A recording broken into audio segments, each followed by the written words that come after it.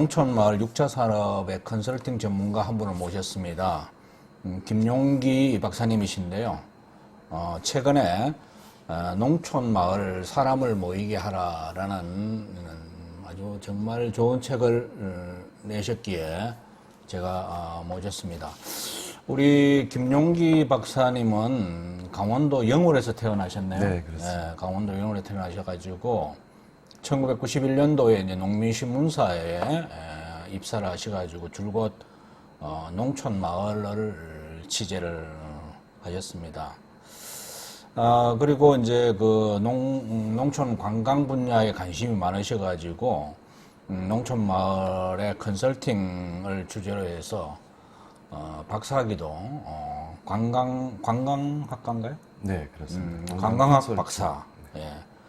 그러니까 말하자면 우리나라의 농촌 관광 분야의 최고의 전문가라고 이렇게 말씀을 드릴 수가 있겠네요. 오늘 우리 김용기 박사님이 내신 책은 제가 이렇게 간단하게 좀 훑어보니까 우선 이제 우리 농촌 마을이 말하자면 도시민들을 이렇게 농촌에 이렇게 머물게 하거나 또는 농촌에 여러 가지 체험들을 하도록 하기 위해서 다양한 말하자면 콘텐츠를 구비하고 도시민들이 올 수 있도록 이렇게 준비를 하고 있습니다만은 여러 가지 이제 전략의 문제라든지 또는 기타 여러 가지 홍보의 문제라든지 이런 여러 가지 문제 등으로 인해서 우리가 기대하는 것만큼 그 농촌 마을에 도시민들이 많이 찾아온다라고 얘기하기가 좀 쉽지 않은 그런 현실을 우리가 이제 맡고 있습니다. 그래서 오늘 이런 이야기를 하면서 우리 그 농촌 마을이 어떻게 하면은 더 잘 살도록 하기 위하고 그리고 많은 그 국민들의 사랑을 받는 농업 농촌의 현장이 되도록 하기 위해서는 기본적으로 마을에 도시민들을 이렇게 유치할 수 있는 전략이 굉장히 중요하다. 이렇게 약 1,300여 개의 마을이 있고 마을에서 이제 도시민들을 유치하기 위해서 다양한 콘텐츠도 준비하고 전략도 준비한데 그 마을을 다녀보니까 좀 어떻습니까? 마을이 활기찬 마을들이 상당히 있습니다. 그리고 예. 이쪽에 관심을 갖고 있는 마을도 많고요.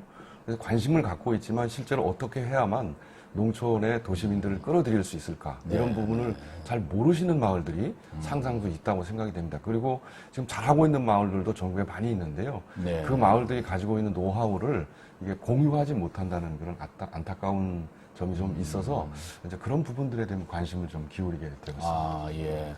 그러면 이번 그 책에 농촌 마을 사람이 모이게 하라. 그렇죠. 사람이 이제 모이게 하는 전략. 이게 굉장히 중요할 텐데 이 책은 어떻게 전체적으로 어떻게 구성을 하셨나요? 네, 이 책은 저희가 농민신문사에서 제가 연재를 했던 내용 중에서 일부를 발췌해서 이제 다시 제작성한 경우인데요. 전체 한 60여 개 마을 중에서 한 40여 개 마을을 저희가 구분해서 정리를 해 놓았습니다. 네, 그러면 이제 아마 1부, 2부 이렇게 나눠져 있을 텐데 그 나누는 기준은 뭐 어떤 테마 중심으로 이렇게 나누십니까? 네, 4개 분야로 나눴는데요. 제 1부는 인문, 그 이야기가 있는 농촌 마을들을 한번 들여다보았고요.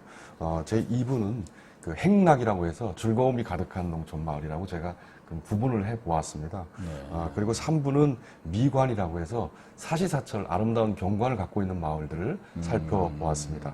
그리고 마지막 4부는 식농이라고 해서 맛이 있고 향기로운 그런 농촌 마을들을 골라서 그 특징들을 소개해 놓았습니다. 예. 그러니까 이야기가 있는 농촌 마을의 사례로 아주 그 대표적인 게 영월에 있는 무릉도 원면, 참 면 이름도 멋지네요. 아마 원천섭 선생이 아마 숨어 들어가 살한 곳이라 해서 뭐 그런 것 같은데 이 학산천 마을 외에도 아마 그런 스토리를 갖고 있는 마을이 많을 텐데 주로 어떤 마을이 소개되었는가요?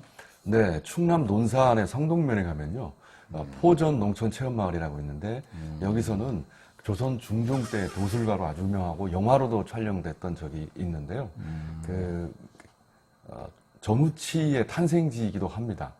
이 마을에 가면 전우치가 이제 마을을 떠나면서 꽂아놓았던 지팡이가 있는데 그 지팡이가 자라서 은행나무로 아주 멋지게 보호수로 지정되어 있는 마을이 있고요. 그리고 그 충남 홍성 홍동면의 그 환경농업 마을도 같이 한번 소개를 해보았습니다. 이 마을은 특별한 이야기가 있다기보다도 마을 발전 100년 계획을 세워서 우리한테 아주 익숙했던 마을이기도 합니다. 마을 발전 계획을 100년 계획을 수립했군요. 대단한 마을이네요. 네. 그리고 경남 진주 명성면에 가면 감액골 마을이라고 있습니다. 여기서는 이제 감나무 산책로가 유명한데요. 그 감나무 속에 숫감나무라고 혹시 들어보셨습니까, 원장님?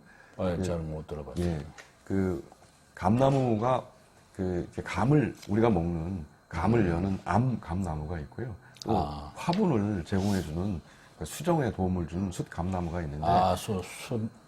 네.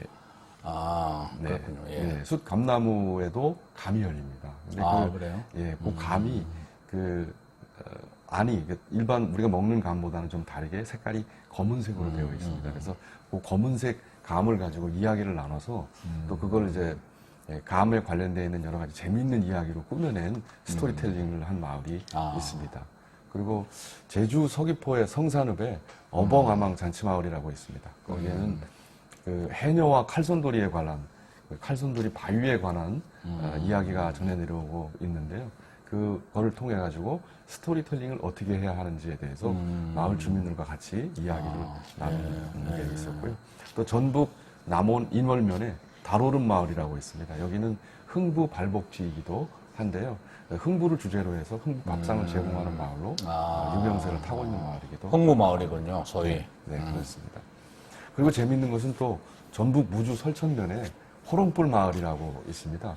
여기는 경관이 아름답기도 하지만 이 마을들은 경관보다도 그 마을에서 만날 수 있는 자연들을 가지고 자연 마을 팔경을 옛 선조들이 이제 발견해서 그 마을을 볼 수 있는 8가지 경치를 소개한 그런 마을도 있었습니다. 근데 이게 마을을 아무래도 이렇게 마을마다 특색이 있고 또는 마을 이름이라든지 또는 마을의 어떤 그런 문화 유산을 그 스토리텔링 된 어떤 그 브랜드가 있을 텐데 이런 브랜드는 아무래도 좀 이제 관리가 뭐 상표 등록을 한다든가 뭐 이렇게 해가지고 좀 관리가 필요할 텐데 뭐 그런 거는 행정적으로 좀 마을을 잘 모르시는 분이 있을 텐데 그런 경우는 어떻게 해야 되나요? 거기가 이제 그런 대표적인 사례가 남원에 있는 달오름 마을이기도 합니다. 이 달오름 마을에서는 이 달오름이라는 상표를 특허로 출원을 해서 상표를 확보했습니다.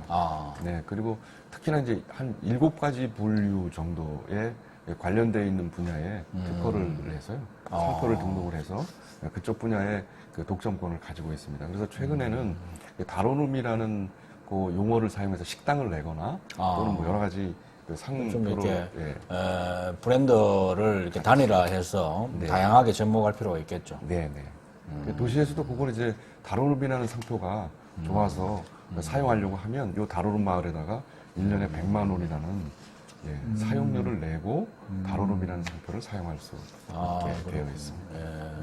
그런 분들도 한번 같이 소개하면서 우리 마을들의 농촌 마을들의 그런 사례가 상당히 있을 걸로 보여지거든요. 근데 그런 어떤 상표권이라든지 이런 법적인 권한을 확보하지 못해서 사용을 하지 못하는 경우가 상당수군요. 그 이야기가 있는 마을 중에 보니까 하늘 아래 근심 없는 마을이라는 마을도 소개됐는데 이 마을은 어떤 마을입니까? 네, 그 대전 중구의 무수천하 마을이라고 하는 마을인데요. 여기는 조선 숙종 때 학자 권이진 선생님께서 그 낙향하셔가지고요. 부모의 그 노원을 다시 재조성하면서 학원이라는 원림을 만든 경우입니다. 근데 이 원림이 우리나라의 그 정통 정원의 모형이라고 볼 수 있겠습니다.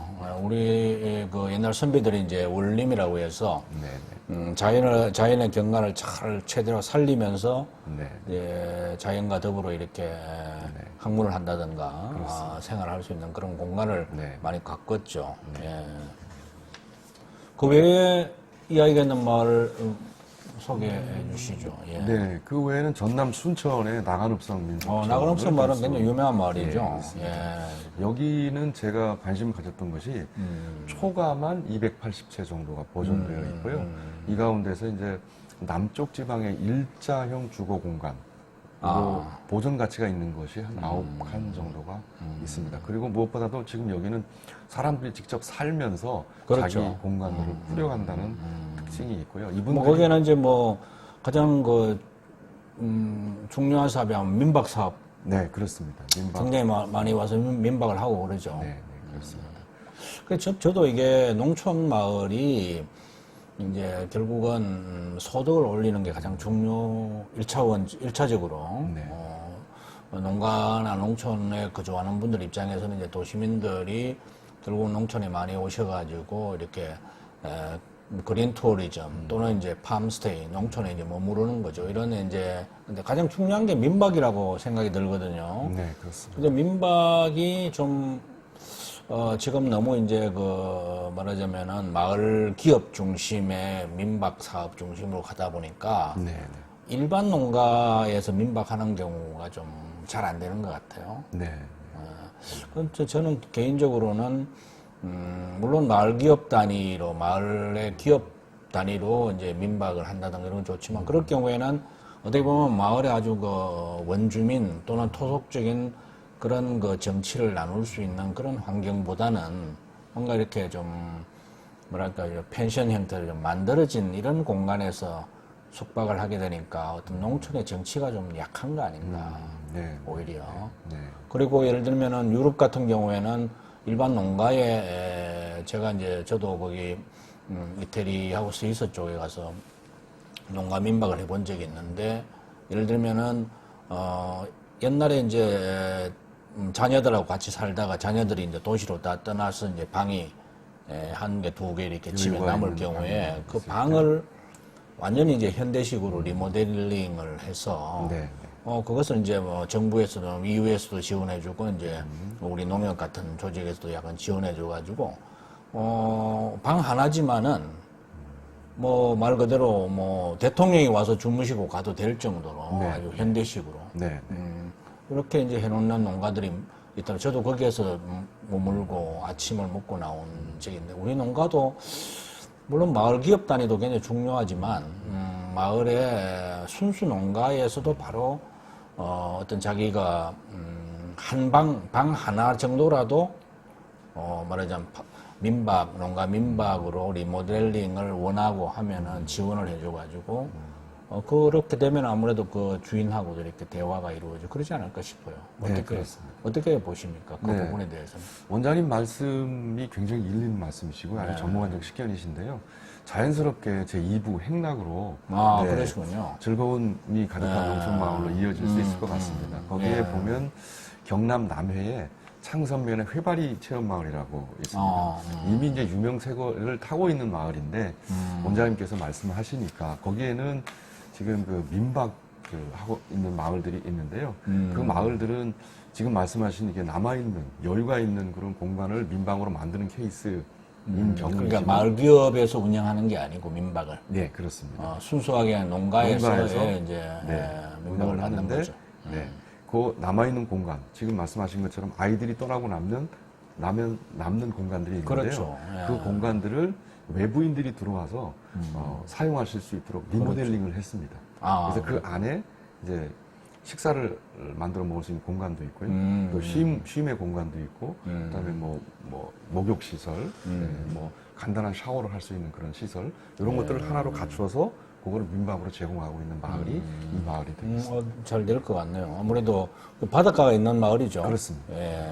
그 외에 즐거움이 가득한 2부에 소개되는 마을들이 있는데 어떤 행가락 어떤 그런 주제를 가지고 2부를 꾸몄네요. 네, 그렇습니다. 금방 말씀하신 이제 남해의 세바리 체험 마을. 세바리 체험 마을. 아주 이름도 아주 특이한데 그 외에 또 어떤 마을이 있습니까? 강원도 양양에 그 서린면에 해담 마을이라고 있습니다. 이 마을은 그 자연 속에서 모험과 체험을 즐긴다라는 표현을 가지고 마을을 운영하고 있는 마을인데요. 네, 이 마을에 가면 수륙 양용차 육지와 물을 겨울에도 뭐 달릴 수 있고 네, 이제 이렇게 달릴 수 있는 농로에도 달리고 하는 그런 이제 체험이죠. 예, 설악산 기슭을 이렇게 아주 멋지게 시원하게 달려볼 수 있는 그런 체험을 즐길 수 있고 모험을 약간 이렇게 좀 맛볼 수 있는 그런 마을도 있고요. 실제로 좀 많이 어떻게 오던가요? 네, 여기는 상당히 많은 분들이 다녀갑니다. 특히나 이제 여름철 같은 경우에는 여름 휴가철과 맞물려서 상당히 많은 사람들이 오가고요. 여기는 예약을 하지 않으면 인방을 잡을 수 없을 정도로 여름철에는 많이 붐비는. 근데 이제 또 거기서 하나 우리가 생각해야 될 부분들이 농가도 지금 마을에 이렇게 이제 체험을 하러 올 경우에 단체로 오거나 뭐 가족 단위로 오거나 했을 경우에 이런 이제 차를 타면서 이렇게 마을을 체험한다든가 기타 뭐 여러 가지 체험이라는 게 또 한편으로 상당히 좀 이제 위험한 부분도 있어요. 네, 그렇습니다. 뭐 예를 들면 이렇게 차가 가다가 이렇게 어디에 이제 박는다든가 또는 생각지도 못한 뭐 안전사고가 난다든가 뭐 이럴 경우에 어떤 마을에서 대처법이라든지 또는 뭐 예를 들면은 거기에 참가하는 분들 입장에서도 굉장히 또 안 좋은 그런 결과로 문제가 생길 수도 있는데 그런 경우는 어떻게 대처를 해야 됩니까? 마을 단위에서. 그게 사실은 이런 체험을 하고 있는 마을들이 가지고 있는 공통적인 어려움인 동시에 문제일 수 있습니다. 지금은 뭐 기본적으로 보험은 들어져 있습니다. 그래서 보험을 들고 있기 때문에 네, 그 마을에 프로그램에 참여할 때는 네. 뭐 보험에 드는 거죠. 네, 이 농촌 공간 자체가 보험으로 들어져 있기 때문에 네, 그 속에서 뭐 여러 가지 나타나는 작은 그런 이 안전사고라든지 이런 부분들은 치료할 수 있는 길은 다 확보가 되어 있습니다. 다만 이제 이게 농촌 마을 주민들이 운영을 하다 보니까요. 그렇죠. 전문적인 어떤 안전관리 교육이라든지 이런 부분에 소홀할 수 있습니다. 그래서 농식품부에서도 최근에 이제 이 안전관리 기법에 대해서 많이 교육을 하고 있고요. 굉장히 중요하지 않을까 싶어요. 네, 그렇습니다. 물론 이제 좋은 체험의 거리를 제공한다든가 뭐 이런 것도 굉장히 중요하지만 근데 사고가 나면 안 되거든요. 그래서 마을에서 그런 부분에 대해서 이제 법적으로 문제가 생기더라도 이렇게 잘 이렇게 대응할 수 있도록 하는 그런 교육도 필요하겠네요. 이런 네, 부분에 그렇습니다. 대해서. 네, 그리고 그런 프로그램, 교육 프로그램들이 이미 확보가 되어 있습니다. 그리고 안전 관리 매뉴얼도 만들어서 보급되고 있습니다. 그 외에 또 재미있는 프로그램 중에 농촌의 어떤 뭐 축제라든 이런 부분도 있을 텐데 그 마을에 대표적인 마을이 어떤 마을이? 네, 저희가 뭐 소개하고 있는 부분은 그 충북 괴산에 있는데요. 칠성면 둔율 올갱이 마을입니다. 여기서는 올갱이 마을. 괴산이 유명하죠. 네, 유명합니다. 다슬기와 반딧불이를 가지고 축제 소재로 삼아서 마을 축제를 운영하고 있습니다. 근데 저희가 축제 그러면 뭐 수십만 명, 수만 명 이렇게 오는 것만 축제로 생각하시는 경우가 있는데요. 이 마을은 2, 3천 명 정도가 축제입니다. 그리고 꼭 수십만 명 오는 축제가 좋은 축제가 아니죠. 네, 그렇습니다. 그리고 말 그대로 본인들의 관심이 있는 테마 축제 이런 게 굉장히 중요한 거니까. 사람들이 뭐 100명, 200명이 오더라도 저는 그런 게 중요하다. 농촌 마을에서 너무 뭐 이렇게 그냥 판을 벌릴 게 아니라 마을 단위로 이렇게 며칠에 걸쳐 아니면 이제 당일치기로 해서 이렇게 그리고 이제 그 마을에 또 출향 인사들이 있을 거 아닙니까? 이런 분들도 초청하고 또 한편으로는 이제 거기에 또 뭐 자매 결연을 맺는다든가 또는 평소에 이제 주로 이렇게 오고 가는 그런 분들을 평소에 이제 마을에서 관리를 했다가 그런 마을에 무슨 동제 축제라든지 뭐 이런 축제가 있을 때는 이게 모셔서 함께 이렇게 하는 그런 게 중요할 텐데 축제가 가긴 굉장히 많았지 않습니까? 많은데 좀 정비가 좀 되고 이제 축제도 마을에 이제 결국 축제를 하는 이유가 물론 전통 문화를 이어받아서 이렇게 우리가 이어가는 개성적 측면도 있지만 사실 이제 우리 농촌이나 농업적 측면에서는 그걸 통해서 경제적 지역 경제가 좀 활성화되도록 하자는 측면에 이제 축제가 굉장히 중요하잖아요. 네, 그렇습니다. 이 점에서는 우리 전문가께서 어떻게 보고 계십니까? 근데 그동안에 이제 이 그 돈줄 올갱이 마을을 예를 들면요. 이 마을에서는 주민들 스스로가 축제를 즐긴다 이렇게 얘기를 하고 있습니다. 그러니까 외부 인사를 위한 축제이기도 그렇죠. 하겠지만 우선은 이제 본인들이 즐겁고 그렇습니다. 본인들에게 의미 있는 그 프로그램인 게 네. 우선이죠, 사실. 네. 그리고 축제의 그 축제를 통해서 도시민들 오신 분들에게 제공할 수 있는 컨텐츠를 스스로들이 만든다는데 특징이 있습니다. 여기 보면 여기 이제 마을이 아무래도 이제 다슬기가 주 이제 테마 소재거리인데요. 예. 다슬기를 이용해서 먹거리를 굉장히 다양하게 만들어 놓았습니다. 또 뭐 다슬기 뿐만 아니라 이 반딧불이는 그 다슬기하고 반딧불이는 같이 존재하는 그 생물이라고 합니다. 저는 잘 뭐 모르겠지만 그래서 이 반딧불이는 밤에 볼 수 있어서 그렇죠. 이분들이 이제 축제에 오셔서 다슬기를 이용한 여러 가지 음식들을 즐기시고 저녁에 반딧불이를 보면서 마을에서 자고 갈 수 있는 이게 낮과 밤에 그 체험거리들을 고루 갖춘 그런 축제를 뭐 통해 어린이들이 좋아하겠네, 그죠? 네, 그렇습니다. 소득을 올리는 그런 그러니까. 경우라고 볼 수 있습니다. 교동 장독대 장독대 마을도 소개가 됐군요. 우리도 여기 우리 연수원에서도 몇 번 간 적이 있는데 우리 대학생들 데리고 한번 간 적이 있어요. 잘 해놓고 지역에 또 이렇게 관광 그 유적지하고도 이렇게 잘 연계해서 프로그램을 운영하고 계시더군요. 네. 그 이제 여기서 우리가 한 가지 좀 더 생각해야 될 부분이 이제 도시민들이 이제 주 5일제가 됨으로 인해 가지고 네.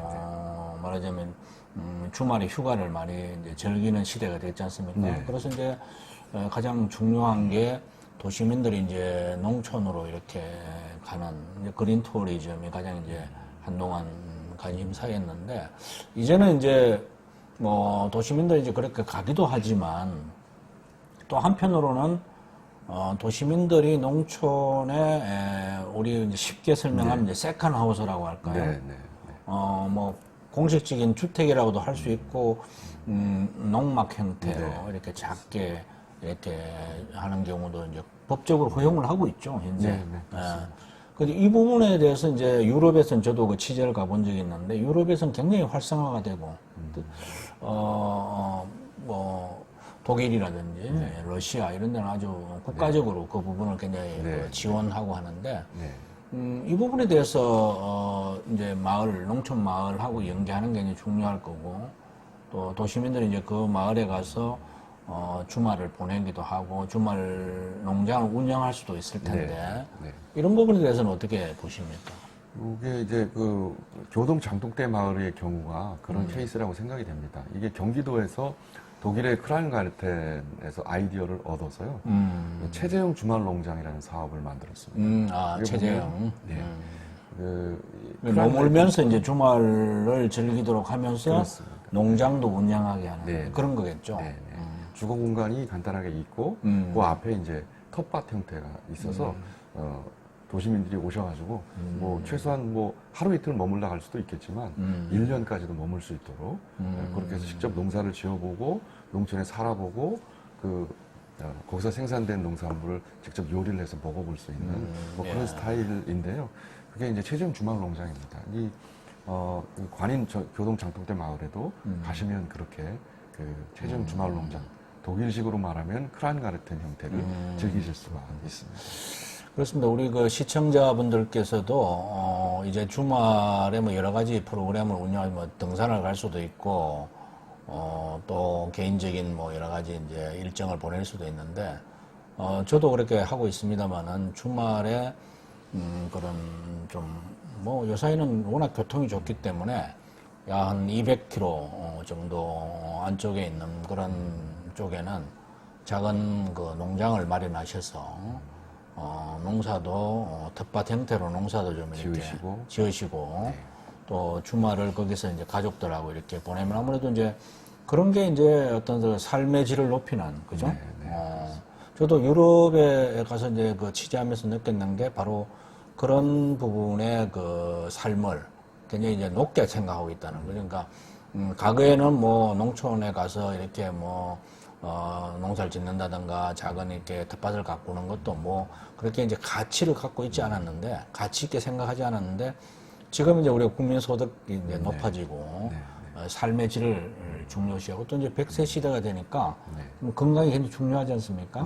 그러니까 이제 도시에서의 삶도 물론 중요하지만 도시와 농촌을 이렇게 오가면서 주말에는 뭐 2, 3일 정도 말하자면 농촌에서 머문다든지 그래서 이제 우리가 사도 삼촌 뭐 이런 말도 이제 나오지 않습니까? 그다음에 이제 세 번째 3부가 미관.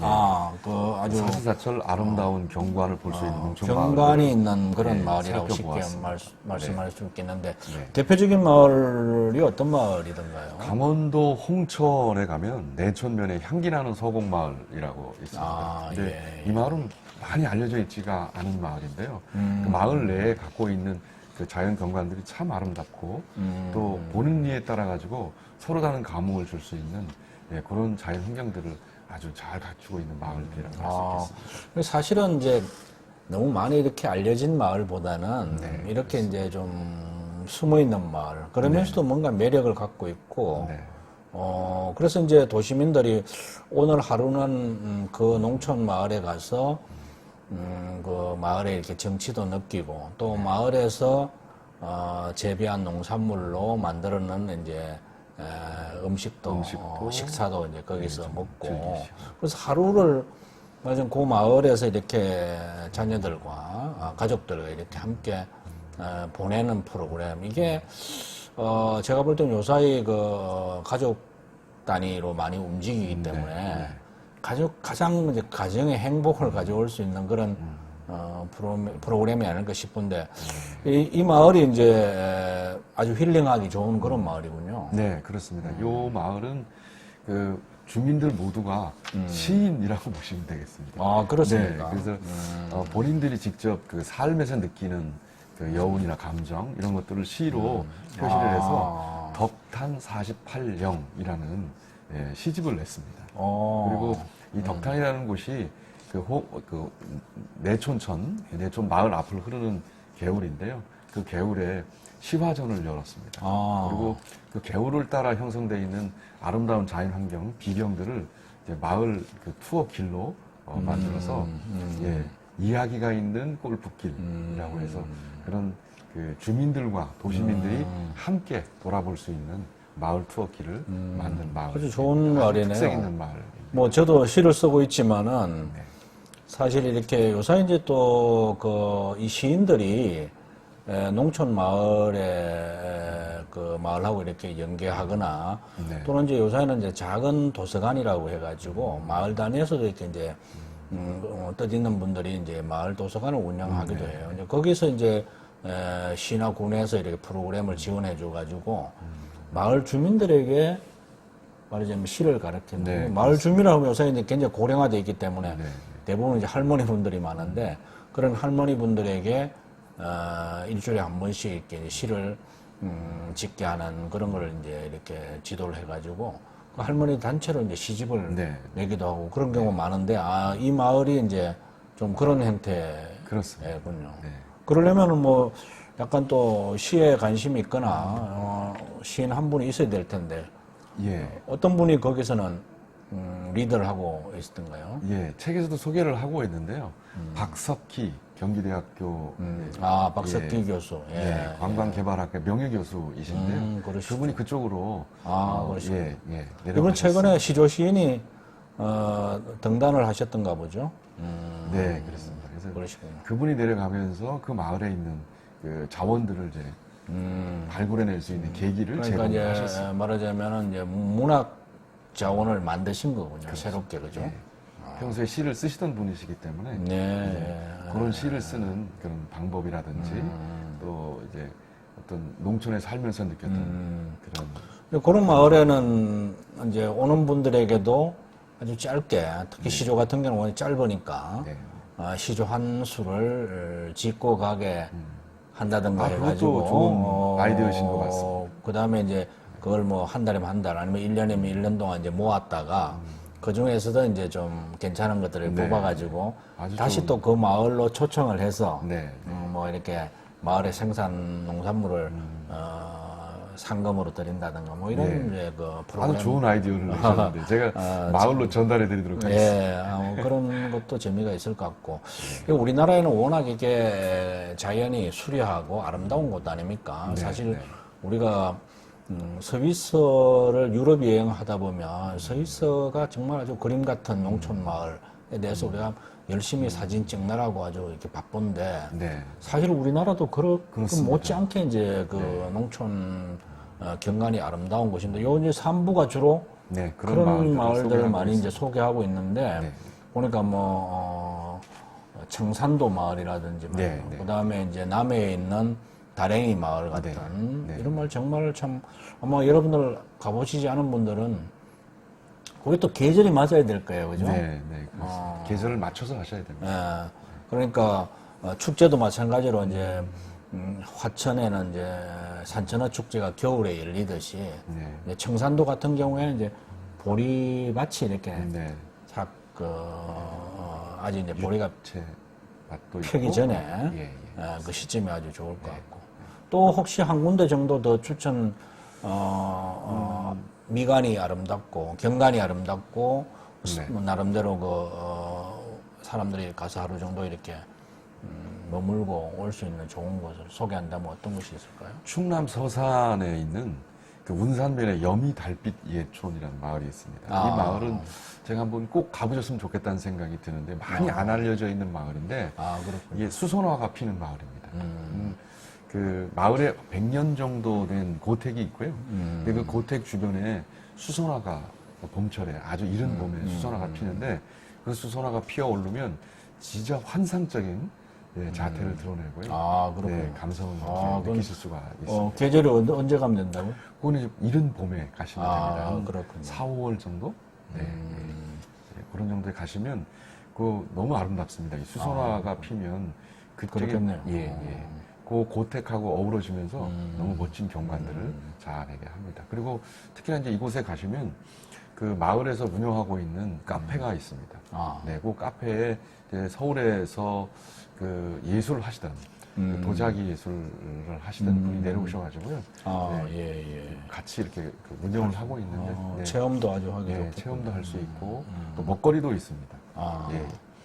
거기는 뭐 맛있는 어떤 향토 음식이 어떤 가장 그 여미 디미방이라고 어, 네, 그 마을에서 전해 내려오는 전통 음식이 있었습니다. 근데 그걸 이제 마을 주민들이 발굴을 해내서 가능하면 마을에서 생산되는 아주 재료를 가지고. 청정한 재료를 가지고 예, 여러 가지 조미료를 쓰지 않고 예, 전통적 방법으로 이렇게 조리를 해서 내는데 굉장히 인기가 있어서 주변에서 사람들이 예. 몰려와서 그 음식을 먹으려고 오는 예, 사람들이 많을 정도로 아주 좋은 음식들을 잘.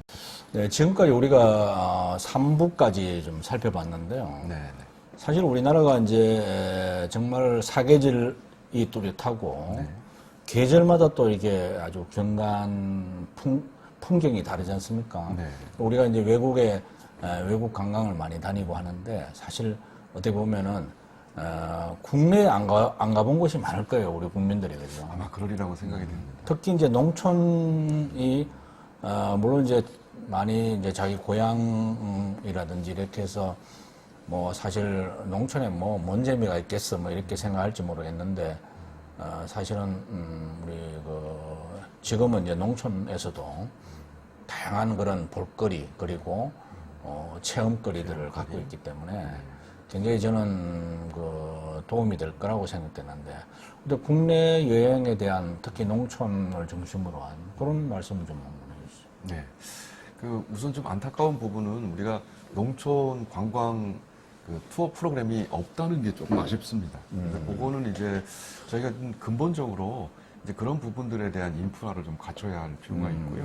그리고 그런 부분들은 우선은 아마 그게 돈이 된다면 여행사나 뭐 이런 데서 만들겠지만 지금 현재는 이제 아직까지는 그렇게 경제성이 높지 않은 투어이기 때문에 아무래도 뭐 정부나 또는 관련되어 있는 기관에서 그런 프로그램들을 우선 개발하고 보급하고 정보를 전달해 줄 필요가 저는 충분히 있어야 한다 이렇게 네. 생각하고 있습니다. 그렇게 되면 아마 많은 분들이 농촌에 대해서 새롭게 인식하는 계기가 될 것이고 또 한번 다녀갔던 분들은 농촌의 아름다움뿐만 아니라 그 속에 살고 있는 사람들의 그 모습들 이런 걸 통해서 농촌에 대한 신뢰를 훨씬 더 높이는 계기가 되지 않을까 이렇게 생각하고 있습니다.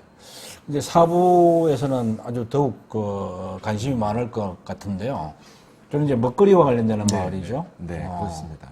네. 대표적으로 어떤 마을, 사실 우리가 지금 이제 건강 장수 시대가 도래하면서 저도 이제 곳곳에 다니면서 강의를 좀 안전한 농산물, 안전한 식품을 먹어야 된다. 지금 우리나라가 굉장히 여러 가지로 국민들이 외면적으로는 굉장히 이렇게 참 번듯합니다만은 안을 속을 들다 보면은 우리가 이제 곡물 자급률이 23%대 있지 않습니까? 그렇기 때문에 약 80%에 가까운 그 곡물을 우리가 외국에서 수입을 해온단 말이에요. 그러다 보니까 이 식품의 안전성, 이걸 우리가 참 담보하기 굉장히 어렵지 않습니까? 그래서 그로 인해 가지고 우리 국민들이 암에 많이 세계적으로 암 발생률이 높다든가 또 요새 또 우려를 낳는 게 이 젊은 부부들이 결혼을 해서 아기를 갖지 못하는 불임 난임률이 세계적으로 상당히 높다고 합니다. 이것도 이제 다 이제 먹는 거하고 문제가 되거든요. 그래서 지금부터 우리가 100세 시대를 살기 위해서는 정말 안전한 식품, 안전한 식품을 먹으려면 결국은 가장 이제 정답은 이 땅에서 생산된 농산물을 먹어야 된다는 거예요. 기본적으로요. 외국에서 수입된 농산물을 가져오다 보면은 가져오는 도중에 많은 그런 농약 같은 몸에 좋지 않은 독소의 요소들이 많이 들어갈 수밖에 없는 거죠. 그런 측면에서 이제 우리 농촌 마을의 이 건강 밥상, 이거 지킴이로서 역할이 굉장히 큰데 몇 군데 좀 소개를 해 주시죠. 네, 근본적으로 이제 저희가 찾아본 곳은 농촌 마을에서 본인들이 직접 생산한 농산물로 음식을 조리해서 제공한다라는 공통점이 있습니다. 우선 전북 완주의 고산면 창포마을을 들 수 있겠는데요. 이 마을은 제가 거의 한 3년 정도를 컨설팅을 했었던 마을이기도 합니다. 최근 들어서 이제 그 마을들이 굉장히 커지면서 여기서 이제 음식을 제공하고 있는데 들녘 밥상이라고 합니다.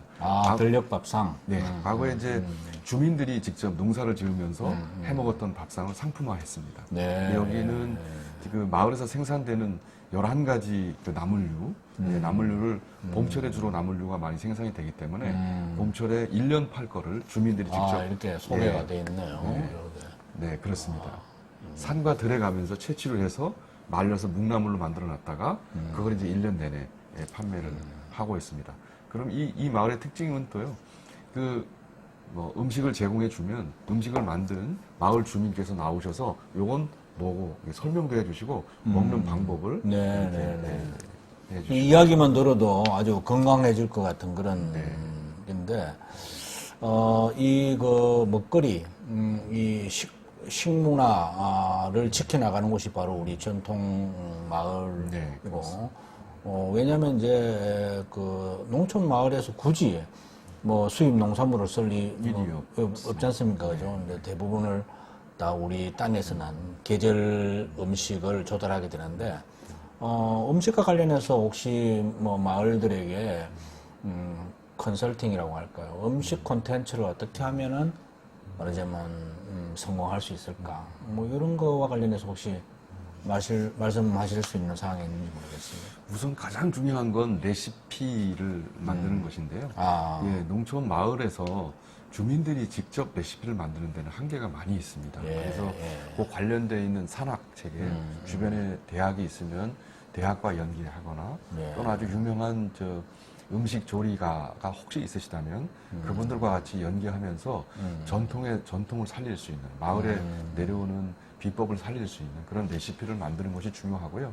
또 그 레시피를 누가 조리하든 같은 맛을 낼 수 있도록 주민들이 그 레시피를 공유하는 게 굉장히 중요하다고 생각합니다.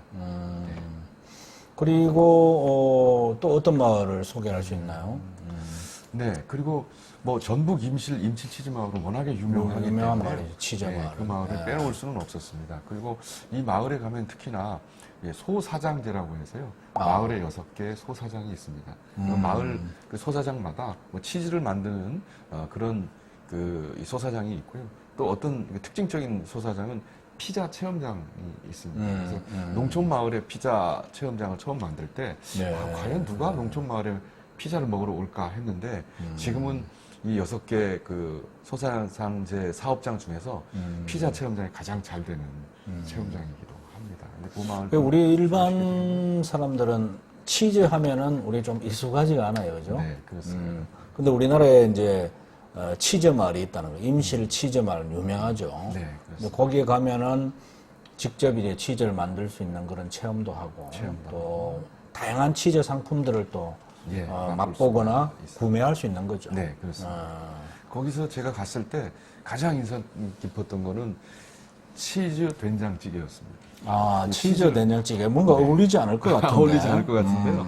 그 치즈를 만드는 방법과 그 두부를 만드는 방법이 사실은 같습니다. 단백질을 응고시켜서 만드는 거기 때문에. 그리고 만들어놓은 모양도 두부와 치즈가 비슷합니다. 그래서 된장찌개에 두부 대신 두부 모양의 치즈를 잘라놓고 된장을 끓이면 굉장히 아주 조금 좀 재미있는 맛을 눈으로 볼 수 있는 재미와 맛으로 이렇게 입으로 느낄 수 있는 맛이 같이 공존하는 그런 된장찌개를 맛보실 수가 있습니다. 여기 저 임실 치즈 마을과 관련해 가지고는 우리 이제 김용기 박사께서 마을에 대한 이미지 분석 프로그램이라는 이런 이제 그걸 진단을 진단하나야 하는 프로그램으로. 근데 이미지라는 게 굉장히 중요하죠. 네, 그렇습니다. 예. 그래서 결국은 어떤 마을이 어떤 이미지를 갖느냐에 따라서 사람들을 유인하느냐 못하느냐 이게 아마 성패가 가려질 수 있을 텐데 네, 그렇습니다. 어떤 내용입니까? 이 이미지 분석 및 활용이라는 게. 네, 이미지를 마을이 갖고 있는 이미지는 상당히 다양한 이미지들을 많이 갖고 있습니다. 그렇죠. 근데 그 이미지가 무엇인지를 아는 게 중요하고요. 그다음에 이미지가 우리가 특징적인 이미지가 이것이다라고 생각을 하면 마을 주민들이 같이 그 이미지를 공유하면서 좀 더 공고화시키고 그렇죠. 더 나아가서는 그것들을 어떤 홍보에 활용한다든지 마을의 특징을 살려내는 그렇죠. 하나의 소재로 삼아 나가는 것인데요. 딱 이미지가 떠오르도록 어떤 예, 마을 하면 그렇습니다. 딱 이미지가 떠오르게 하는 네. 굉장히 중요하죠. 네. 그리고 이미지에는 제가 분석하기는 인지적 이미지와 정서적 이미지를 구분해 보았습니다. 그래서 인지적 이미지 같은 경우에는 그 마을이 갖고 있는 자연적 환경, 시설 그런 부분들이 좀 집중돼서 이미지를 평가한 것이고요. 정서적 이미지는 그 마을의 사람들이 갔을 때 어떤 느낌을 갖게 하는지, 평안한지, 아니면 조용한지, 또 여기서 어떤 맛을 느낄 수 있는지 이런 감성적 부분에서 가질 수 있는 이미지 이런 것들을 따로 분류를 해서요. 그 분류된 이미지 가운데 가장 특징적인 것들 그런 것들을 찾아내서 마을을 이제 그쪽으로 개발시키는 방향성을 제시하는. 대표적으로 이제 임실 치즈 마을 같은 경우에는 어떤 이미지의 마을이라고 얘기를 할 수 있는가요? 예, 임실 치즈 마을은 아무래도 먹거리가 많기 때문에 먹거리 쪽에 관심이 많이 보였고요. 특히나 이제 좀 특징적이었던 거는 이제 보통 농촌 마을들은 전통성이 상당히 강화되는 경향이 짙습니다. 그렇죠. 예. 근데 우리 임실 치즈 마을에 갔을 때는 전통성보다는 오히려 현대적인 감각. 그리고 그렇죠. 평안하게 사람들이 와서 이제 즐길 수 있는. 우리가 뭐 전통적으로 치즈를 먹던 민족은 아니니까 아니었으니까. 말이죠. 네. 그런 부분들에 대한 어떤 아이디어를 얻을 수 있는 계기가 되었습니다. 그렇군요. 한 마을을 정도 더 소개를 한다면 어떤 마을이 있을까요? 경기 파주의 적성면에 산모루 마을을 빼놓을 수는 없을 것 같습니다. 산모루. 네.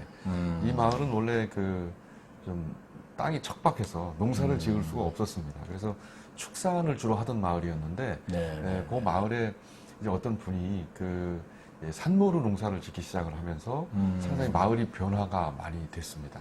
그래서 그렇구나. 지금은 그 산모루 주를 만들어서 팔고 있는데요. 이 산모루 주를 그냥 술이라고 생각하고 팔아서 소득을 올리는 것이 아니라 문화상품이라는 관점에서 새롭게 산모루 주를 본 케이스라고 생각이 됩니다. 그래서 이 산모루 마을을 방문하는 분들이 산모루 주의 공장 또는 그 저장 터널 이런 것들을 이제 구경을 하시면서 직접 자신이 그 과정을 이렇게 산모를 만들고 포장하고 판매하는 그 과정을 일체를 돌아보면서 자기만의 산모로 예. 상품 하나 기념품을 만들어 갈 수 있는 특징이 있다고 그렇군요.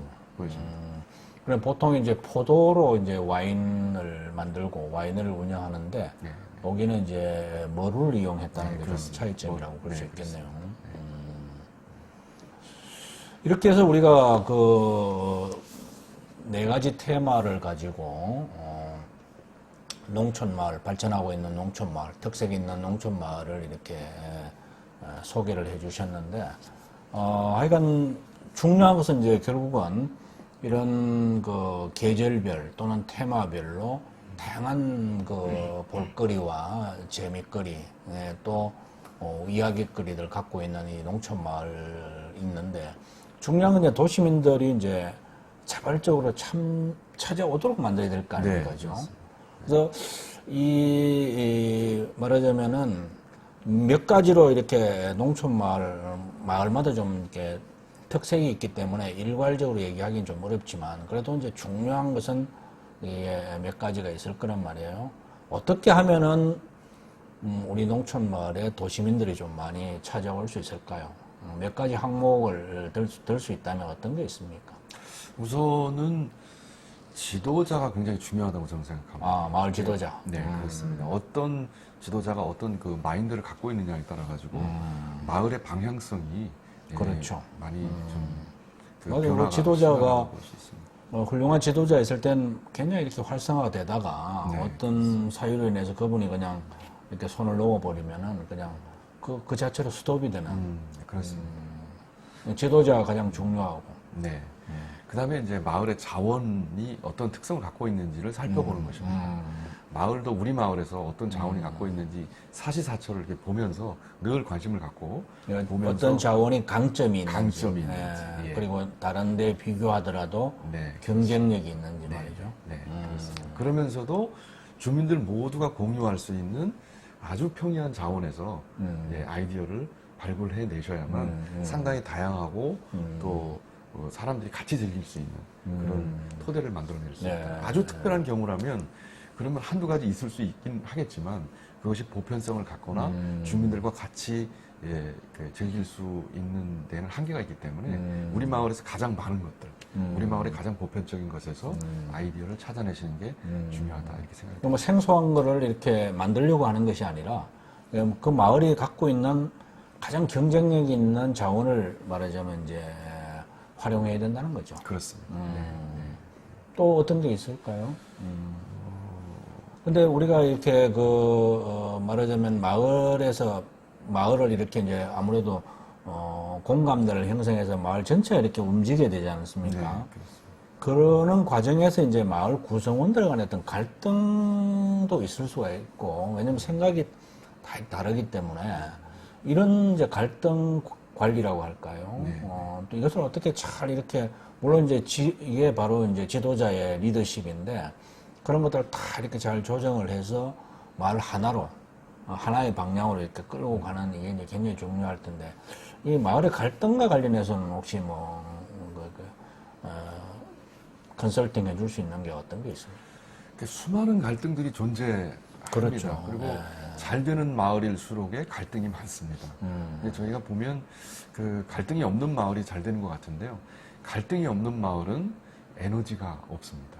아, 또 그런 게 있군요. 네, 갈등 속에서 이제 에너지가 분출되고 그 에너지를 힘삼아서 새롭게 이 마을을 변화시킬 수 있는 계기가 되기 때문에 네. 갈등은 늘 공존하는 것이라고 보고요. 갈등 속에서 공통점을 찾아내고 그걸 공통점을 찾아내서 같이 공유하고 개발하려고 하는 어떤 주민들의 마음이 가장 중요하지 않겠나. 아, 그렇군요. 저는 제가 이제 콘텐츠를 공부를 하다 보니까 이제 마을과 관련해서도 저는 콘텐츠가 굉장히 중요하다고 생각하는데, 제가 지난번에 그 제주도를 갔더니 해울인가요? 거기는 갔더니 그 돼지 쇼를 보여주더라고요. 네. 돼지 쇼. 네. 아주 제가 재밌게 본 적이 있는데 네. 마을에서도 그런 뭐 꼭 제가 돼지 쇼를 얘기하는 게 아니라 마을마다 어떤 그런 나름대로의 재미 사람들이 와서 이제 구경하고 재미를 즐길 수 있는 그런 콘텐츠가 필요하고 그래서 그 마을에 어떤 내려오는 문화적 요소를 가지고 만약에 그게 콘텐츠가 만들어진다면 그 우리가 말하는 흔히 이제 문화 콘텐츠가 되는 건데 중요한 것은 마을의 콘텐츠가 결국 마을을 살리기도 하고 왜냐하면 이제 그것을 체험하러 오거나 또는 보러 오거나 또는 이제 음식 콘텐츠 같은 경우는 그걸 맛을 보게 하는 뭐 여러 가지를 보기 위해서 오는 건 더욱 좋겠지만 한 가지만이라도 그런 말하자면 경쟁력 있는 콘텐츠가 있다면 저는 성공할 수 있다고 보는데 그렇습니다. 마을 다니시면서 정말 이 마을에 이것만은 굉장히 참 의미가 있고 사람들이 이것 때문에 굉장히 이 말이 잘 되겠다 이런 거 혹시 느끼는 콘텐츠가 있나요? 네, 저는 기본적으로 그렇게 생각합니다. 마을에는 킬러 콘텐츠들을 하나씩은 가지고 있다. 이렇게 생각합니다. 예. 근데 다만 이제 저희가 외부 사람들의 눈에 보이는 것과 거기 살고 계시는 분들이 느끼는 느낌이 다를 뿐. 네, 예. 그래서 저는 이제 농민들한테 그런 얘기를 합니다. 이 책을 쓰면서도 많이 주민들을 만나면서도 했던 얘기가 네. 외부인의 시각으로 우리 마을을 보자라고 이렇게 늘 생각을 하고요. 마을은 진짜 그야말로 모든 것을 다 갖고 있는 박물관과 같으니 그렇죠. 이 속에서 내 것, 진짜 우리가 꼭 지키고 보존하고 네, 활용해야 할 네. 부분들을 자원을 찾아내자 이렇게 늘 이야기를 하고 다닙니다. 마을은 아이디어의 보고라고 생각합니다. 예. 그러니까 이제 또 너무 많아도 안 되는 거죠. 네. 그 중에서 이제 특화시켜야 돼서 아까 전에 마을 이미지를 얘기하셨는데, 그 마을 하면 이제 그 어떤 콘텐츠 이미지가 떠오르게 한다든가 이런 것도 이제 굉장히, 중요한 부분인데. 제가 어제 그 중앙일보 일요일판으로 나오는 중앙 썬데이를 보다 보니까, 굉장히 중요한 그 트렌드를 얘기를 하고 있더라고요. 이게 핵심이 뭔가 하면은, 지금 이렇게 뭔가 이렇게 그 디지털, 또 IT, 또 인공지능, 이런 세계가 되다 보니까 사람들 기술을 굉장히 얘기를 많이 하는데, 사실은 기술이 중요하지 않다. 네. 그러니까 여기서 얘기하는 것은 소비자의 행동이 지금 어떻게 움직이고 있는지를 생각해야 된다. 네. 소비자, 그러니까 결국은 이제 우리가, 생산자나 또는 기술, 이런 것이 물론 중요하죠. 중요하지만 더욱 중요한 것은 이제 어떤 소비자의 관점, 소비자가 어떻게 행동하는지를 잘 파악하는 게 중요하다 이렇게 생각이 드는데, 이 마을, 결국 이제 농촌 마을에, 결국은 도시민들이 농촌 마을로 이렇게 많이 이제 모이게 하는 게 결국 이, 책이 지향하는 그런 하나의 지향점이기도 하고, 네, 또 농촌 마을이 희망하는 가장 큰 이제 희망사항, 이 6차 산업이라는 게 바로 이제 그 안에 관광이 들어있기 때문에, 그리고 도시민들을 어떻게 하면 농촌으로 이제 많이 오게 하느냐, 여기가 가장 중요한 네, 부분인데, 여기에서도 결국은 도시 소비자들이 어떤 이런 부분 관련해서 어떻게 향유하려고 하는지 소비자의 어떤 생각, 행동 네. 이것을 이제 우리 농촌 마을에서도 좀 많이 어떻게 읽어낼 것이냐. 생각을 해서 말하자면 우리가 콘텐츠도 마을에 여러 가지 프로그램도 운영해야 되지. 그냥 우리가 이런 거 갖고 있으니까 우리가 이런 거 한다 이런 거야. 우리 생산자 입장이 아니라 반대로 이제 소비자 입장을 생각해야 될 그런 게 가장 중요하지 않을까 네, 싶어요. 그렇게 생각합니다. 아마 다니면서도 그런 걸 많이 이제 느끼셨을 텐데. 네. 제가 이 책을 내면서 가장 고민스러웠던 부분이 제목을 정하는 일이었습니다. 네. 지금 이제 원장님 말씀하시는 것처럼 농촌 마을 사람이 모이게 하라라는 책 제목을 정하면서 이 책 내용을 꿰뚫고 있는 건 사람이라고 봤습니다. 그렇죠. 네. 근데 이 사람이 농촌 입장에서 보면 사람을 모이게 하라가 맞을 것 같은데요.